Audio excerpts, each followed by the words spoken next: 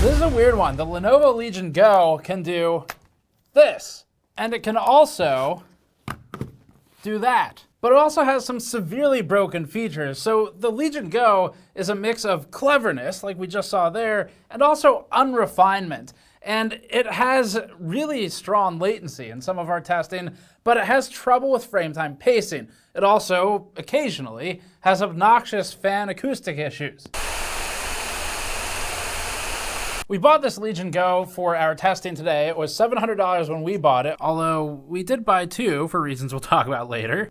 Neither of those really compares to the thousands of dollars we've spent in testing time on it, but that's a different story. And the handheld PC market is really heating up. You can check out our Deck OLED or Ally reviews for some of the specifics on those, but now we'll focus on something new, the Lenovo Legion Go. Before that, this video is brought to you by Arctic and the Liquid Freezer 3, which we've tested using our standard methodology and found to be one of the most noise-efficient CPU coolers on our charts. The Liquid Freezer 3 includes Ryzen offset mounting to improve AMD performance and uses a thicker radiator to further lower the temperatures.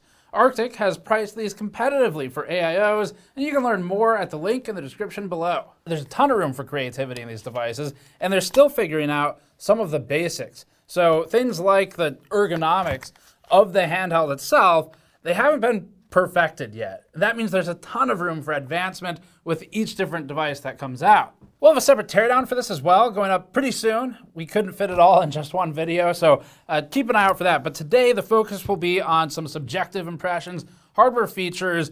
We'll also be talking about software and firmware bugs, acoustics, gaming performance, latency performance as it relates to gaming, battery life, thermals, charge time, all that stuff. There's a lot to cover. We'll first start with the spec sheet. The Go spec sheet also lists the much less powerful non-Extreme Z1 as an option. So get ready for some Ally-style naming confusion when that releases. But for the one we have, the Go's memory is 16 gigabytes of LPDDR5X, the same capacity as ASUS's Ally handhelds, but clocked higher to 7,500 megatransfers per second. 16 gigabytes is starting to feel cramped for gaming on Windows these days, especially when a chunk of that is set aside for VRAM. The battery capacity is also more comparable to the Deck OLED. Here's a recap of just a fraction of the handheld PC market right now. The Steam Deck OLED we just reviewed costs $550 to $650. It's on the channel if you want to see it. The Deck LCD is $350 with an eMMC SSD to $550. The ASUS ROG Ally, not to be confused with the ROG Ally, is $400. The ROG Ally, meanwhile, is $600.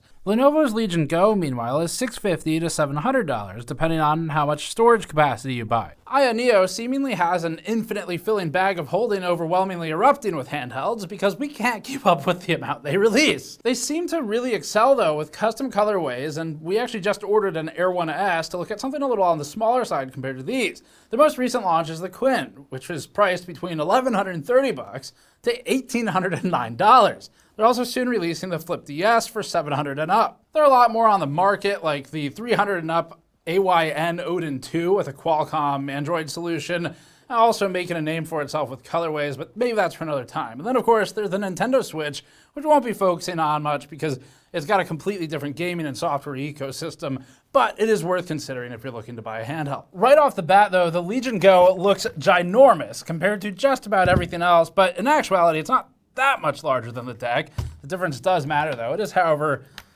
a good perspective for the Nintendo Switch's sizing and why the power is a little more limited. The Go is bigger than the Deck, but only top to bottom and only by 1.4 centimeters. That 1.4 centimeters matters, though, especially since the Steam Deck is already notoriously large. But it's not the whole reason that the Go looks gigantic. That impression is created by a combination of the Go's 8.8-inch screen with narrow bezels to the Steam Deck 7 inches and the Go's chunky detachable controller grips.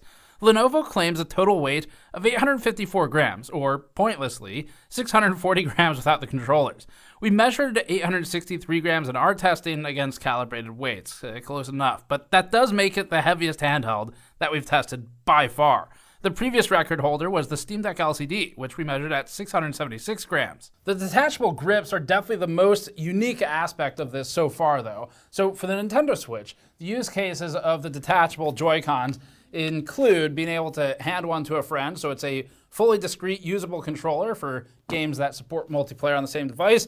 or other devices. And additionally, you can connect them into an interlocking component to turn it into one semi-decent controller. Beyond that, there's the option of docking the Switch, of course, and turning it into functionally a living room console and using them remotely for that, 1 or 2 player. And you can hook them into accessories like the Ring Fit or the Labo. The only one of those the Go can do out of the box is the first one, using it as a standalone display with detached controllers.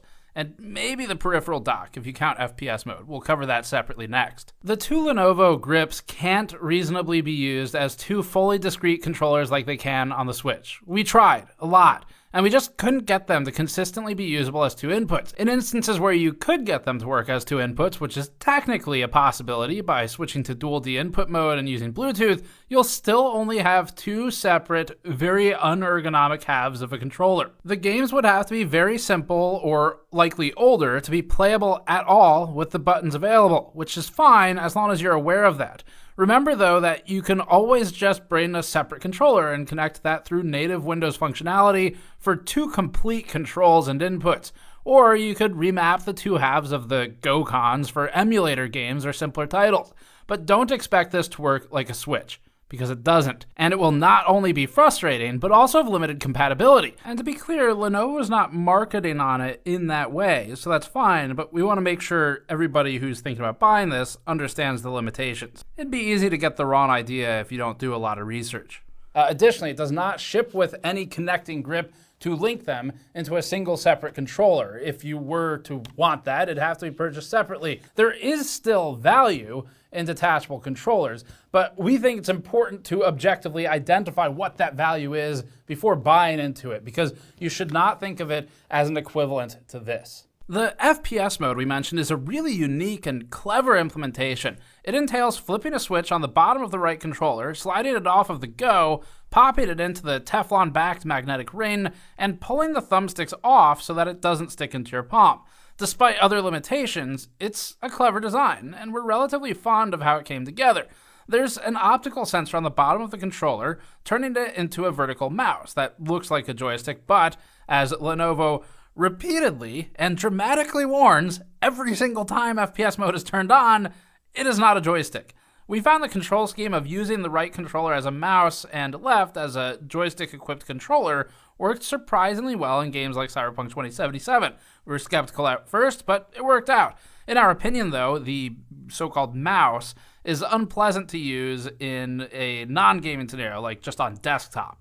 It would work better if the controller snapped firmly into the base. As it is, it's free to wobble around. The base itself is narrow enough that the whole mouse can tip back and forth. Alternatively, we've discovered another use case. You can leave the controller attached to the Go and slide the entire thing around on your desk as a mouse. Lenovo characterizes the Go as a base module and 2 Legion True Strike controllers, which could imply some other controller options in the future. From a ports perspective, this has USB 4 Type-C ports, but the most important aspect is the fact that there are 2 of them. The Ally and the Deck variants only have 1 port, which means if you want to charge and plug something in at the same time, you need a dongle for that, and there are limitations with that. The Go's display runs at 144 Hz, but doesn't support FreeSync or other variable refresh rate methods. The image is extremely crisp, but we've already noted that even the Ally's 1080p screen is at the point of diminishing returns for fidelity in such a small panel held at arm's length. One big thing with this is the insane amount of inputs, though. So in addition to the normal buttons where we have a D-pad, we've got 2 analog sticks. There's 2 kind of option buttons up here. You have the face buttons, of course.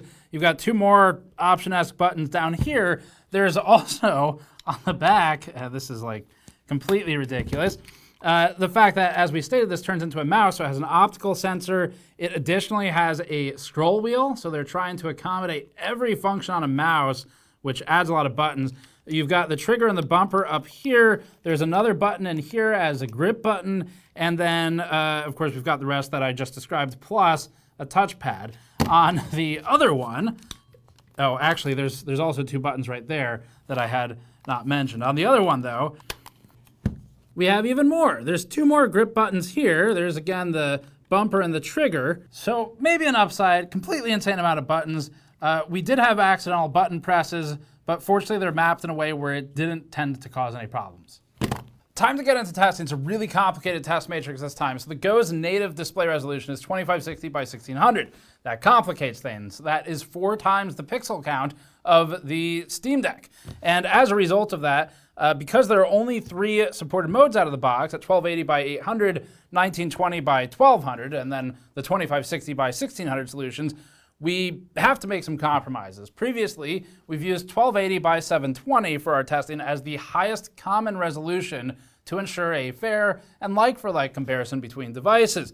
It's a scientific method. For these tests, we've used 1280 by 800 whenever possible, and then in some additional testing, we have 2560 by 1600 exclusively on the Go. And that is looked at less from a comparative standpoint, because these can't do it, and more of a can you use it at all, or what is the usefulness? What can you expect? The performance profiles are critical to testing, though, and need some explanation. That's because on the Go, they need some improvement. Using the basic Lenovo user interface, there are 3 main performance options. There's thermal mode, or TDP, OS power mode, and fan. The fan curve setting is bound to the TDP setting, and to easily change these, the Legion Go bundles the settings into 2 customizable presets named performance and power saving. When we first got our Go, it was set to power saving, but the out-of-the-box values were different from the ones that we got by hitting restore defaults. In other words, our Legion Go had outdated presets. We dumped an unreasonable amount of time and effort into straightening this out, like literally a week of testing, and this eventually led to us just buying a second brand new off-the-shelf Legion Go. Now we've doubled our investment in just the hardware. The out-of-the-box preset had a different name for this one because it was a different batch. This one was called Custom 1, but the settings were the same as they had been on the original. The power saving and the performance profiles were set up correctly, but the Legion Go doesn't auto-swap between profiles when a charger is connected, like the Ally. So the out-of-the-box settings are very relevant. Here's a summary of our internal naming. You can come back to this timestamp if the charts get confusing. 1A is completely unmodified out of the box. TDP is balanced for this. OS power mode is performance.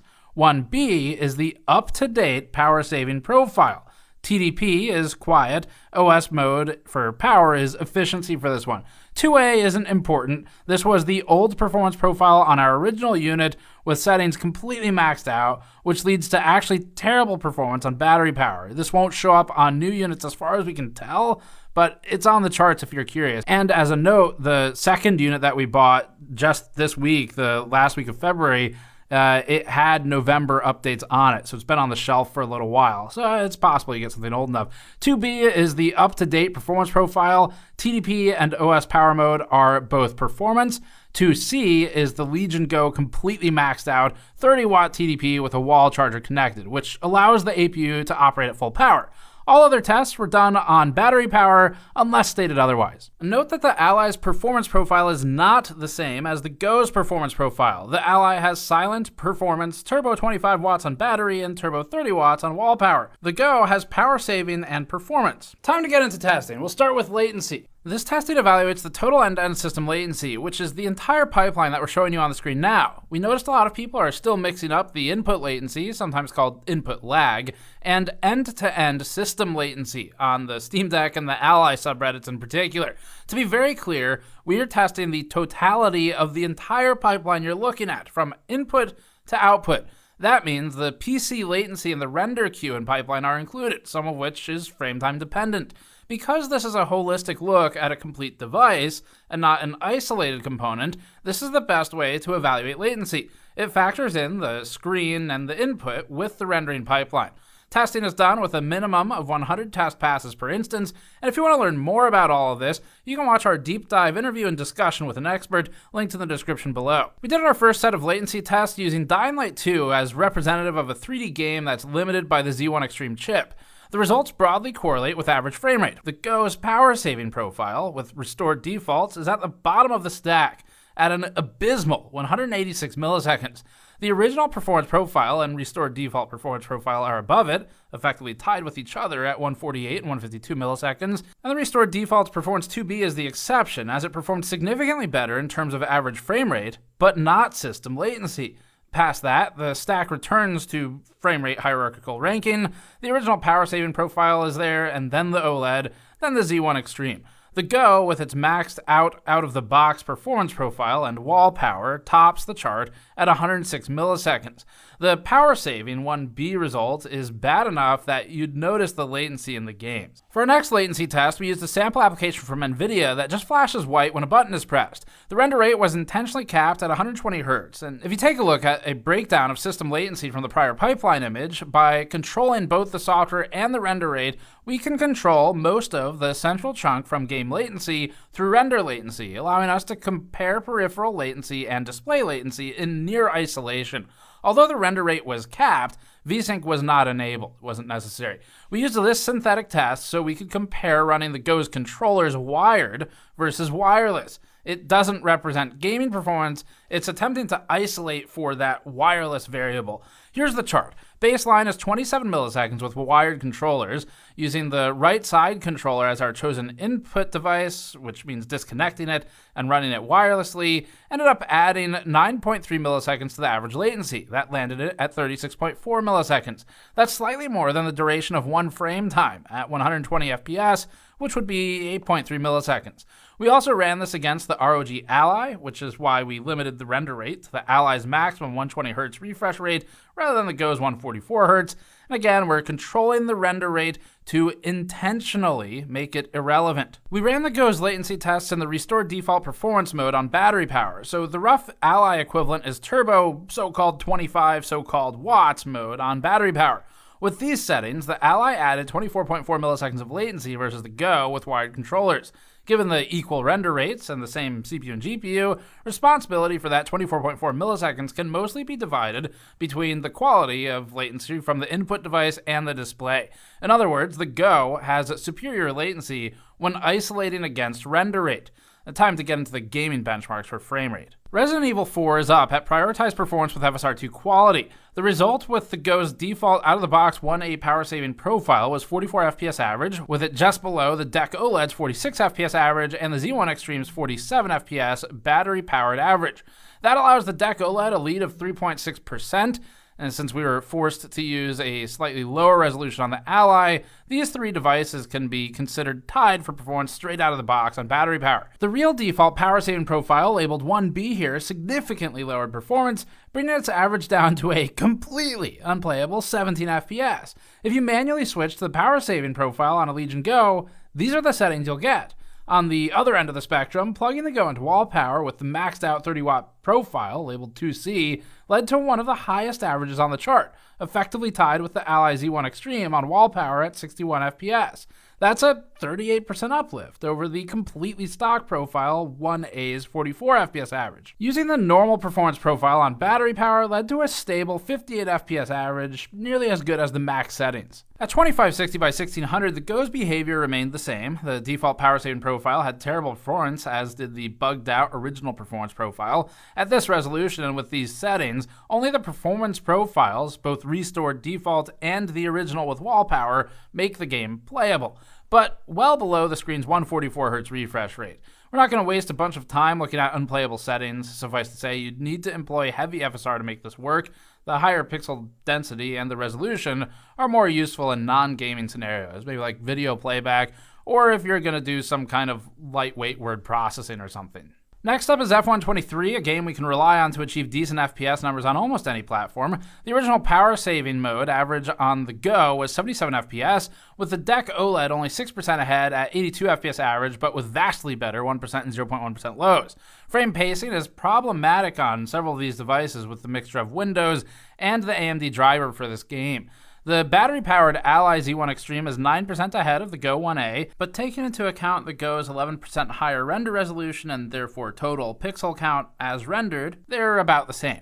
The Deck leads the 1A by 6% ISO resolution and average FPS, and more in lows, and is objectively superior as a result. Restoring the Go to the default power saving mode settings tanked performance again. We would only use that profile with 2D games. The Legion Go's maxed out results with wall power nears the Z1 Extreme's equivalent wall powered result at 124 FPS average, but even that was accompanied by unpleasant stuttering, although to be fair, that's true of every non-Deck result on this chart, something AMD and Microsoft need to work out separately. After this point, we whittled down our 2560 by 1600 testing. We selected settings with the goal of getting playable frame rates at 1280 by 800 initially for benchmarking comparisons, so running 2560 by 1600 tests at the same settings is generally beyond the Go's capabilities. The power saving profile with restored defaults ran so slowly here that we were forced to turn performance mode on during the loading screens.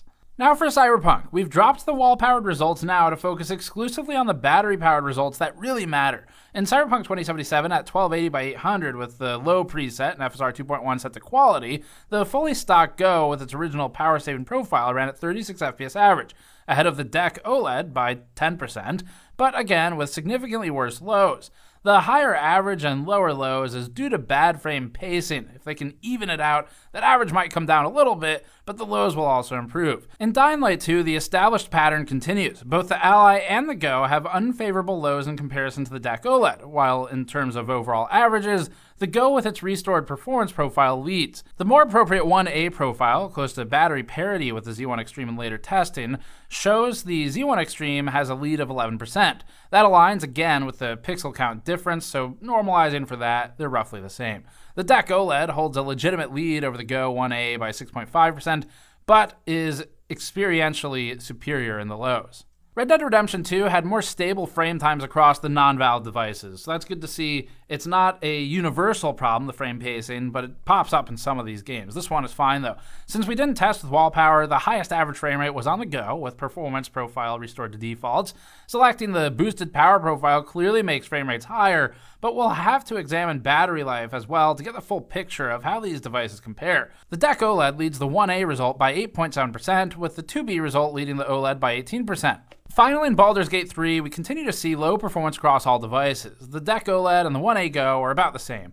The Ally Z1 Extreme stands out here as having better 1% and 0.1% lows, but we've seen similar behavior in previous tests, where the Ally has some good passes and some that are just as bad as the rest. This is effectively luck of the draw. You can't read too much into that set of lows. Now we're getting into acoustics. This testing was done in our newly built Hemi-Anechoic chamber, which we debuted last year. This was a multi-week construction project that cost us $250,000, and it was only possible thanks to your support on the GN store. Visit store.gamersnexus.net and consider grabbing one of our brand new, ultra comfortable, warm, teardown style hoodies that we just launched. They're in stock and shipping now and use a high quality tri-blend of materials, water-based inks, and a soft interior. This video alone cost us thousands of dollars in testing time, not even counting the video production time, and we need your help to keep making them. So head over to the store or throw us a few bucks on patreon.com/gamersnexus. Here's the testing. We'll start with noise levels. The quietest device on this chart remains the Nintendo Switch, which operates only slightly above our noise floor, and not enough to be detectably different, so it's effectively silent. The Legion Go's first appearance is with 1B, which is the restored defaults using quiet mode for TDP control. It makes sense. The Ally in handheld and silent mode is about the same noise level under load as the Go, objectively here, and 2B appears next using performance TDP mode. That has the noise levels at 19.5 dBA, or about the same as the Steam Deck, with a 60 FPS cap and its loudest cycle and under full load. The out-of-box power-saving configuration is clearly the worst for the Go, other than the 100% fan speed entry. Lenovo needs to work on its out-of-box setup. The noise was 22 dBA here. It's just under the uncapped Deck, and it shouldn't be set up this way. Finally, the 100% fan cycle is similar to the Deck when uncapped and in its high ramp cycle. Frequency spectrum is up now. Looking first only at the Legion Go frequency spectrum, the 100% fan speed test is unbearably loud to the extent that it becomes functionally unusable in any public setting, unless you're okay with being that guy, or without headphones. Testing was particularly loud in the range of 2200 to 3000 Hz, which is definitely in the annoying end of the spectrum. And the performance mode tests, both the restored and the non-restored, were significantly quieter in this frequency range and had their biggest spikes around the 600 to 900 Hz range, with another at 5000 to 6500 Hz. The power saving mode, tested out of the box, was actually louder than one of our performance mode tests, and this was repeatable and is just a result of a bad fan configuration by Lenovo. And here's the competitive chart. The Ally plots first, with generally louder aspects of the fan curve in the middle of the chart, around 1200 Hz and again around 3000 Hz. The Deck OLED with uncapped FPS is next, and it's significantly louder, particularly around the 1500 to 2000 hertz mark, and then again at 800 to 1200. It also has another spike around 3000 to 3500 hertz. The capped deck LCD is next, with a significantly quieter fan as a result of the FPS cap. The curve is also much more evenly distributed. Finally, for the Legion Go, the power saving 1B profile is a mix of the deck capped and the Ally behavior for the frequency, with 100% being clearly louder for everything. Now for a noise comparison of these. This is important. Testing is done in our chamber with a high precision microphone 20 inches away from the device. The noises will sound louder to you in your headphones or speakers than perhaps in real use. That's because obviously we don't control the whole pipeline here. We don't know what you're using for your speakers, your audio device, and we have to control the audio by boosting it to get it to a similar volume to my voice to make sure you can hear it on everything from a weaker phone speaker to powerful headphones. So for this demonstration, what we're trying to show is the types of noise. The volume of them as we play it through the speakers or the headphones will be about equal. You'll need the dBA plots for that comparison, but for this, listen to the types of noise and decide which annoys you the most.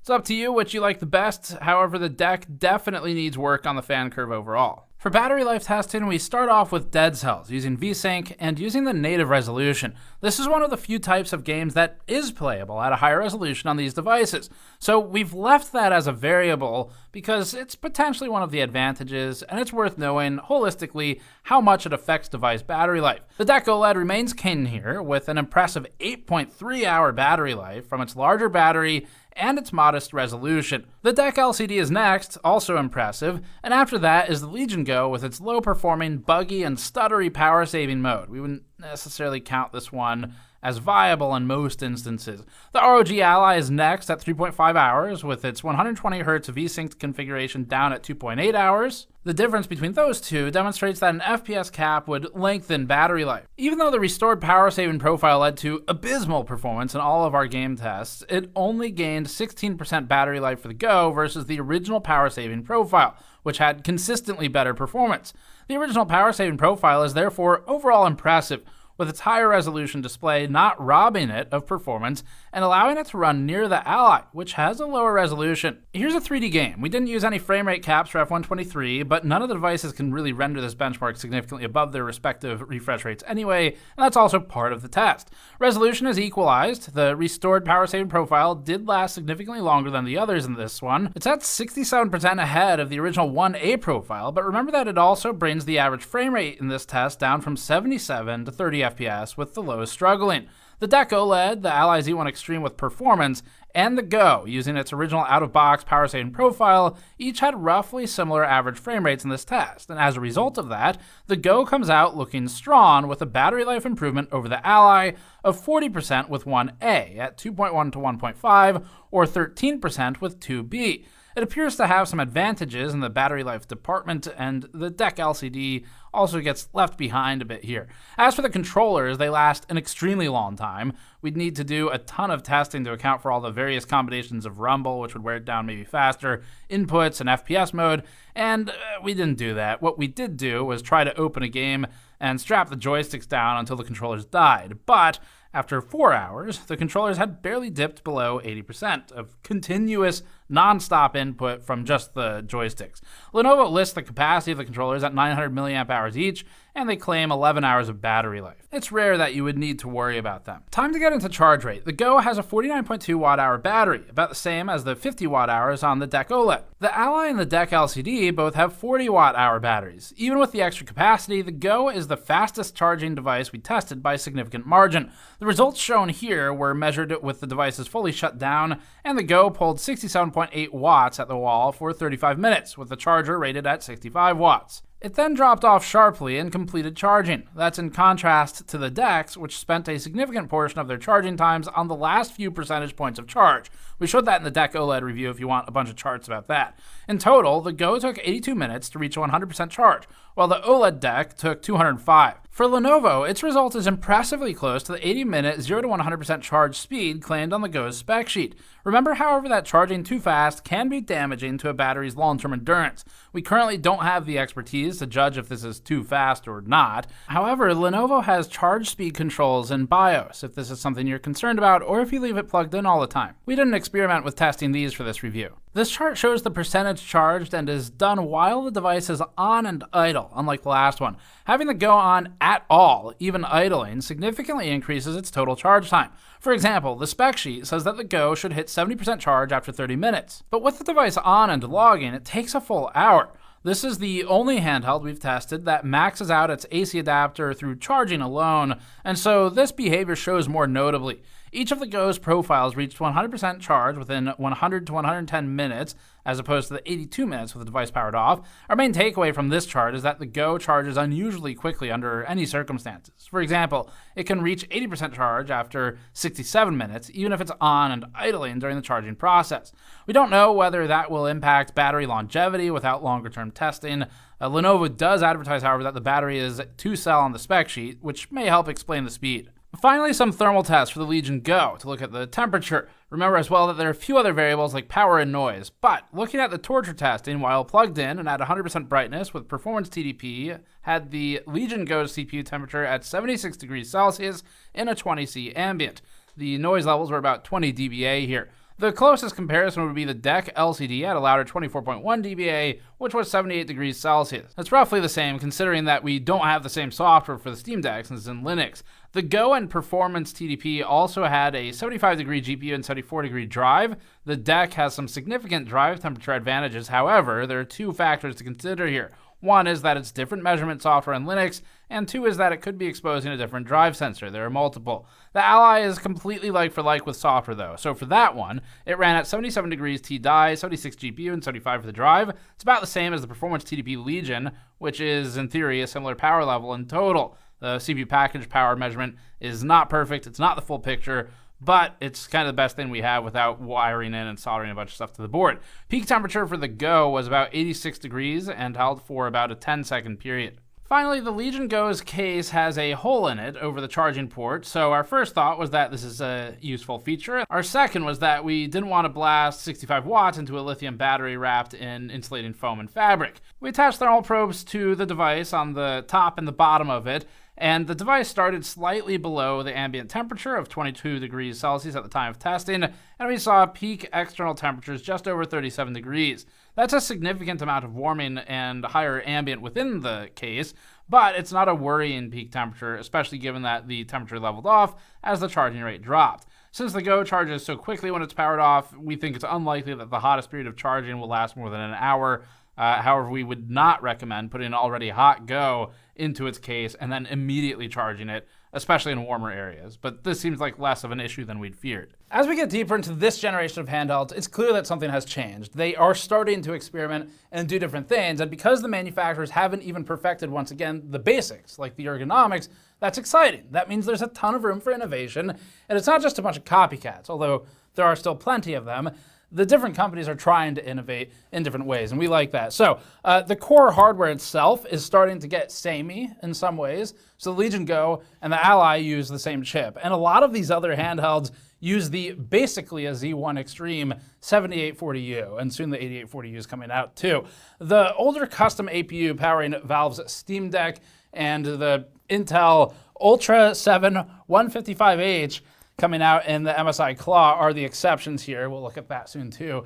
But the Z1 based handhelds are common, and it's the specific features between them that matter, or the 7840U as well. So the experience and those specialized features are what set them apart. Most of the devices we've reviewed so far are relatively large, but compared against each other, they're a similar form factor. That's why we bought some smaller ones to review soon, that's separate. For gaming, the Go and the Ally share the same weakness, which is that frame time pacing remains weaker for the drivers in combination with Windows in some games. This is familiar to the 2009 era of AMD GPUs, where pure average FPS throughput took priority over pacing.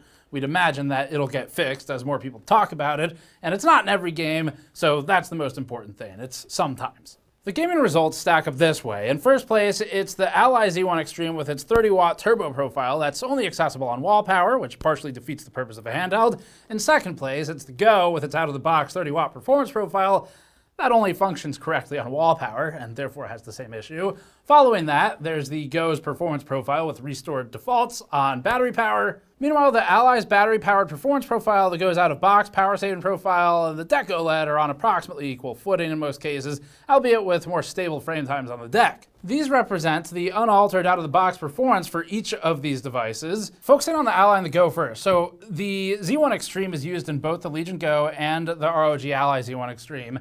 As a result of that, the primary differentiating factor between these two comes down to actually ASUS and Lenovo, not just AMD this time. So it comes down to their execution of different power profiles and the execution of the firmware that drives everything. And as a result of that, right now, we can say that ASUS, in that regard, has done a better job than Lenovo. Lenovo has a lot more ground to make up here. They need to push more updates. The Ally, for example, can automatically switch between profiles based on if a charger is detected. Lenovo absolutely needs to do work on profiles and firmware. Fortunately, these are things that can ship to existing owners if they patch them.